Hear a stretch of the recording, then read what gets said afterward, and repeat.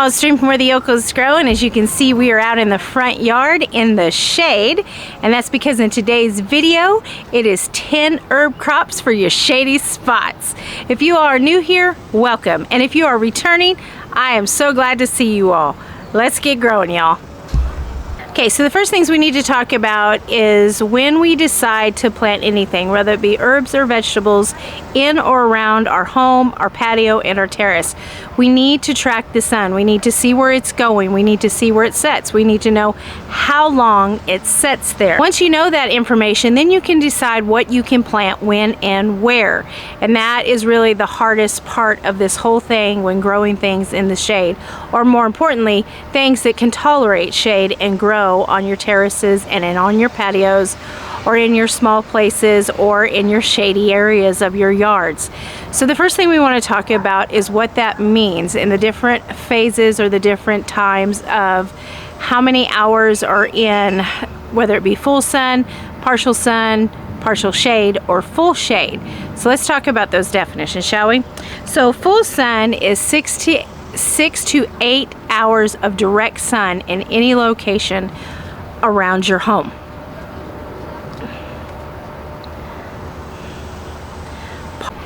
Partial sun is 4 to 6 hours of sun in a location. And then partial shade is 3 to 4 hours of direct or indirect sunlight in a location.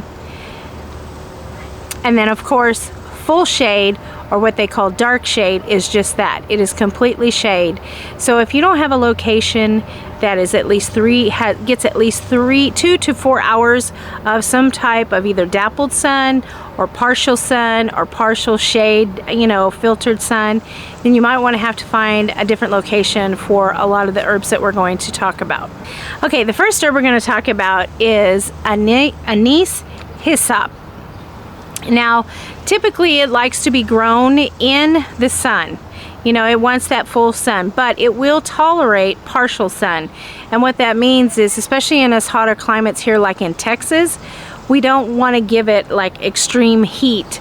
We need to give it some dappled shade or some dappled, so it's not getting full direct sun and the leaves don't burn up, or the flowers that are on it.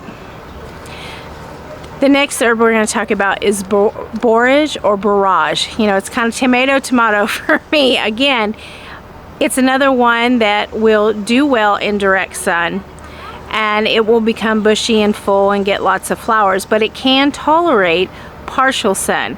And especially in these hotter climates like here in Texas, we're going to be topping, we started hitting 100 degrees back in May, right at the beginning of May, and not too long ago we were at 106. So that kind of temperature beating down on a tiny little herb can do some damage. So you can understand why it would tolerate the shade. Calendula.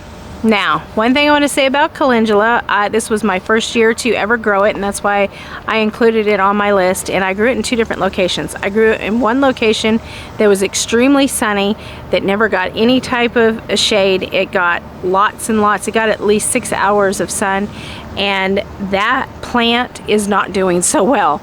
But my other calendula that's over here in partial sun is thriving and doing well. So I think it all comes down to the plant itself. I just think it cannot tolerate. The next herb we're going to talk about is catnip. Now, I started growing catnip because I was told that if you grow catnip in your garden areas, because we just got chickens don't like the smell of it. So one thing I noticed really quickly in this high heat was when I had them just in their starts, just before I planted them, the ones that were sitting, that were getting direct sun, they were getting about 6 hours of sun, looked horrible. And the ones that were getting 3 to 4 hours of sun with the shade in the afternoon away from the high heat did remarkably well. So I looked it up, and sure enough, catnip can tolerate partial sun. And in some hot climates, it actually thrives in being in that partial sun. And then of course mint. Now I have grown mint. I've grown mint, grown spearmint, grown chocolate mint, grown pineapple mint. I've grown it all. And I've always grown my mint in partial shade. I have just had better luck with it here in this hot temperature here in Texas. Now that may not be for all locations, but for here, definitely partial shade, it thrives and does perfectly fine. Oregano. Oregano is one of those ones that it can be in direct sun and it will tolerate shade. My oregano personally are all in partial sun, which means they only get about 4 to 6 hours of sun a day. And once this direct heat, when it gets really hot in the afternoon, they're shaded and they're not burning up like they have in years past. Used to be, this tunnel used to not be here, and back over here was an herb garden, and it would get, this is the west. Oh, beautiful birds. What a great distraction. Sorry. Anyways, when this was not here and this shade was not here, my oregano was back here in an herb bed, and it would get pounded by this heat, and there was no amount of water that I could keep, because it was, you know, it was shallow. There was no amount of water that I could keep on it that would keep it alive. So partial sun is good. And of course, parsley. Now for me, in my opinion, parsley grows better when it's cooler. So when it's hot like this, I always keep my parsley in partial shade, and I have absolutely no problems with it. But again, I'm speaking from experience. In a very hot and direct sun every summer, you all may have a different experience who might be up more north. You may not, you know, your sun may not be as hot. You know, I don't know. You may be able to grow it in direct sun and not have any problem with it. Sage. I have always grown sage in full sun up until this year. And I had a start that I was like, okay, I just got to get it in the ground. And so I put it at the bottom of a tower that's on the back side of it, which is my herb garden tower, which you'll see in a video when we're planting up new seeds here next week sometime. But I put it back there just out of necessity. It was an open hole, and I put it there. One thing I noticed really quickly is that the sage that I have over here in the direct sun in this tower, not doing so well. The sage that I have there, again, it's in partial shade, and it's liking having that partial shade. And then the final one is thyme. Now I think there are different varieties of thyme who do better in full sun, when there's varieties that do good in partial sun. I particularly like I think it's called, what is it called? The climbing, is it called climbing thyme? You know, because it frays out and it kind of climbs like a vine. That one, I know I've got it growing right here, and you can see, let me turn this, you can see how much shade, and it's down here in this shade, and it's doing perfectly fine. Turn that off. And last but not least, chives. Chives do well in partial shade, but they can be grown in partial sun. Some people would say you could grow them in full sun, but it's been my experience here in this high heat, or this hot heat, that they just do not do well, and they do better in my partial shade location, which is up front in my house. So let me know down in the comments what you all think of what this particular video about growing herbs in partial shade and partial sun versus direct sun. Let me know what your experiences have been.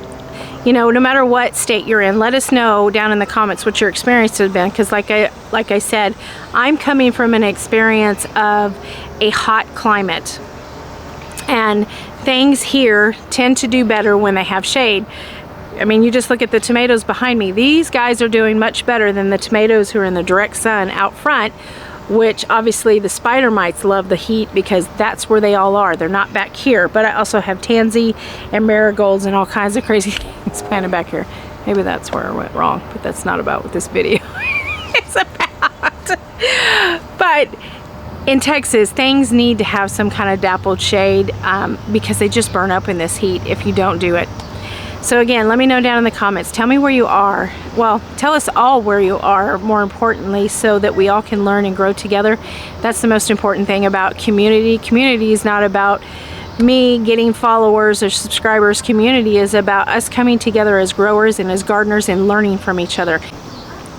So if you all are new, don't forget to subscribe and hit that notification button, because new videos like this are posted often and I would hate for you to miss anything. And if you would be so kind to give us a like and a thumbs up for this video, it will continue to help our channel to grow. Until I see you in the next video, you all take care of yourselves. You keep your heads up. And most importantly, no matter how you do it, you keep growing. Bye-bye, y'all.